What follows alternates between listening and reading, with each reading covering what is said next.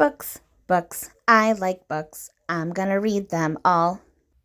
Hi readers, Chris here. Welcome to my channel where I review fantasy, Stephen King, all sorts of books, and today I'm going to be talking about Swordcatcher by Cassandra Clare, her first adult fantasy.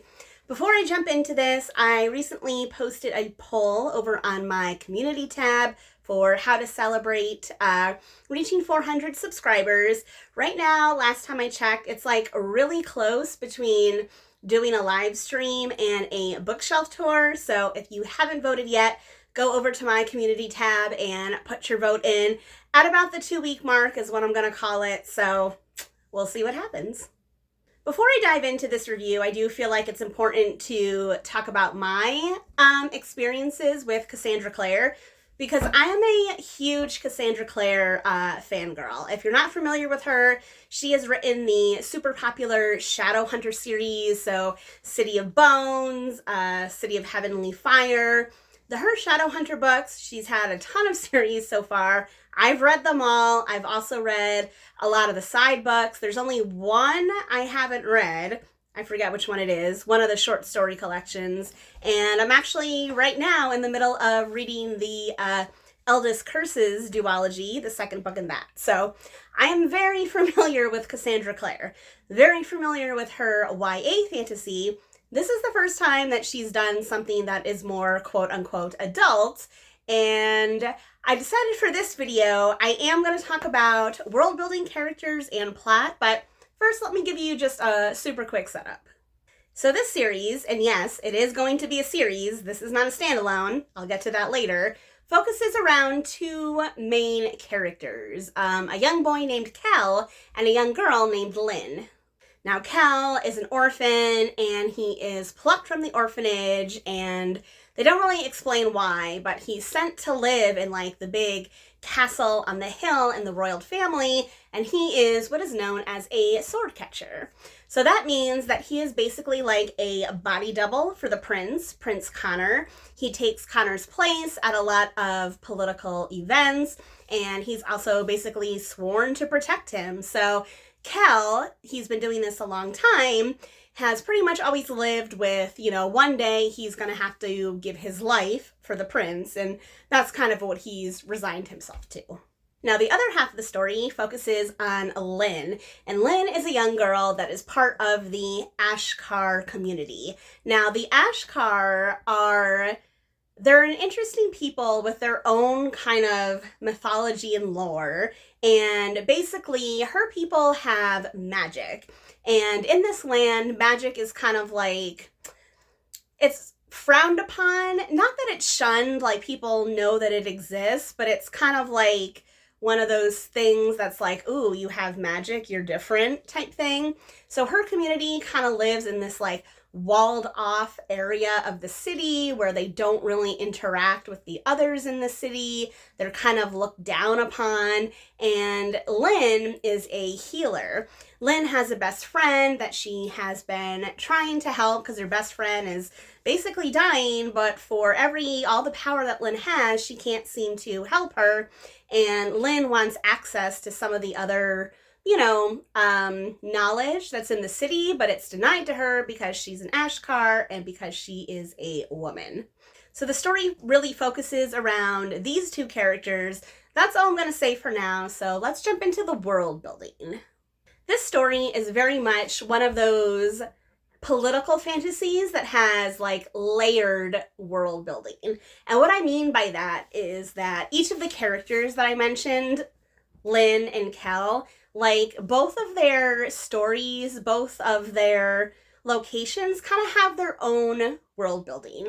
So I kind of think of like Harry Potter, right? In Harry Potter, you kind of have this one central location, Hogwarts, and there is a ton of mythology and lore about Hogwarts. There's a bunch of world building, but then there's also this like greater wizarding world, and that has a bunch of its own mythology and lore. So I very much think that this book is kind of in the same way. So like I mentioned, we have Kel, and Kel lives in the royal palace, And the royal palace, this city on a hill, it has its own world building. It has its own politics, and there's different ruling families, and like who controls the grain and who controls the coin. And it's very much kind of like a little bit of Game of Thronesy, Song of Fire and Ice. Like it's that kind of level of like, there's all this political intrigue going on. So Kel's story is very much a political fantasy if you're into that type of stuff. Now, on the flip side, we have Lynn and her whole Ashar background, and their mythology, their lore, and their world building very much is about like this entire world, because there's this like legend about how they used to be like this really powerful group of people, these Ashar, because they had all this magic and they had all this power, and then something happened that like totally like destroyed their people, and now they're basically like nomads, so they wander around and they live in different places, but they don't really have a home, and there's a lot of prophecies and that type of stuff. So I kind of feel that's more like traditional fantasy, world building, mythology type stuff. So I think this book does a good job mixing the two, the political fantasy and then kind of that more traditional, you know, high fantasy, I guess if you want to call it. So it really mixes those two with these two characters, and I personally really enjoyed that. So let's talk about our characters here. While we do have, again, two main characters, there's a ton of side characters in this book, because each character, Kel and Lynn, have a million people around there. For Kel, because he is in the royal palace, he has the whole royal family around him and all of the different like houses and families that are in power, and their kind of and their families. So again, a lot of Kel's storyline is kind of around all these political machinations and alliances and backstabbing and all this stuff, because Connor is very much like, he kind of has like that party prince persona where, you know, he goes to all of these brothels in the city. He likes to hang out with his friends from other royal houses, and he kind of is a bit frivolous, but yet when it comes to Kel, like you can tell that these two obviously have a very close bond. And at one point, I thought there might be like a romance between them. That is not where the story went, but I thought that's where it was going to go, because they have such a close bond. On the flip side of that, again, we have Lynn in her Ashar community, and you really get to know everyone in this community. Her grandfather has this like prestigious position in the palace. He's kind of like the liaison, or the oh my god, I forget what the word is, the ambassador basically from the Ashar community to the palace, and there's just like a lot of stuff going on with Lynn. I really love both of these characters. I think character work is something that Cassandra Clare does really well, and that's why I keep reading her stories, because her characters are not one-dimensional, typically, and they actually have, like, real emotional arcs. Both Lynn and Kel, although maybe Lynn slightly more, has, like, a really emotional arc in this story, an ethical arc, as they get pulled deeper and deeper into like the inner workings of the city and conspiracies and all this stuff going on. Like, there's some serious stuff that they have to grapple with, and I really enjoyed that. And again, I am going to mention Prince Connor here again, because I find his character particularly interesting. He has a bit of a romance in this story. I'm not going to tell you with who, but if you are a fan of enemies to lovers, if you are a fan of the enemies to lovers trope, I mean, wow, this book has probably the best enemies to lovers romance, like, that I've seen in quite a while. It's pretty good. It is pretty good. But it's also not over yet, so that's going to lead me into part 3 here, the plot.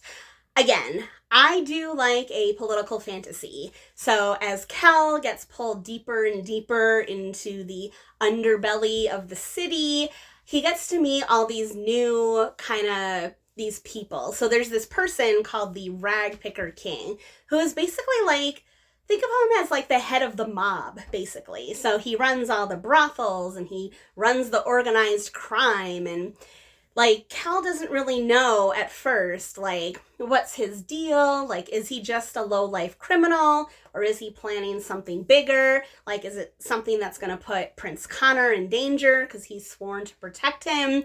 But also the king in this world, the actual king, may or may not be like the best ruler and the best person. So Cal gets pulled into all these crazy questions, Lynn as well, and I really love that stuff. I loved reading about that stuff. The plot for me is very consistent, like it never dripped. I always wanted to know what the heck was going on, what was going to happen next with both Kel and Lynn. But unfortunately, I do have to say, this book, you could say that it ends on a cliffhanger. It does. But to me, this book is even worse because it doesn't end on a cliffhanger. It just stops. Yes, that's right. This book just stops. And if you know me at all, you know that I absolutely hate that. I hate that. This book is part one of what is obviously going to be a much larger story. I would have personally preferred if this was a complete book, and that would have, encouraged me to read more because I really, really enjoyed it. But because of the fact that it just ends, like, I couldn't put this on my, favorites list of the year because of that. If it wasn't for that, it very well could have ended up on my favorites of 2023, but it didn't because I hate that so much. So it makes me angry because I like this book so much, but I hated the ending. Oh, I hate the ending so much. But it does leave me wanting more, so I am definitely going to be continuing this series whenever it comes out. But I have to be honest. There is one random thing I want to mention just before I close this video, and that is, I don't know that I consider this an adult fantasy. Like, compared to Cassandra Clare's normal stories, yes, I do think it is more mature. And there is some mature language. There is cursing, but it's very minimum, not compared to Sarah J. Maas or Fourth Wing. Very, very, very minimum. And there is some sex, again, but it's minimum. So I feel like the writing is still very much Cassandra Clare's writing. So I have a hard time considering this adult. I would put it in the new adult category. I don't think it's YA, but I don't think it's quite adult. So I think it kind of fits into that middle there.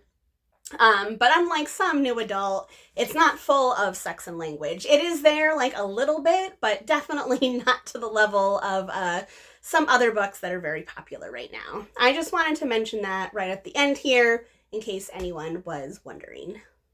So that is it for me today, and before I go, I will just show off this super cool special edition. I did order this special from Owl Crate. When I saw it, I was like, oh my god, I need this in my life. So yes, I paid extra for this super cool reversible dust jacket, the red sprayed edges, and the cool hard case. So that is it for me today. So now I want to know from you, have you read Swordcatcher yet? Have you read any of Cassandra Clare's books? Let me know all your thoughts in the comments section below. And as always, if you like this video, please give it a thumbs up. If you're not already, please subscribe to my channel for more bookish stuff coming your way soon. All right, everyone, happy reading.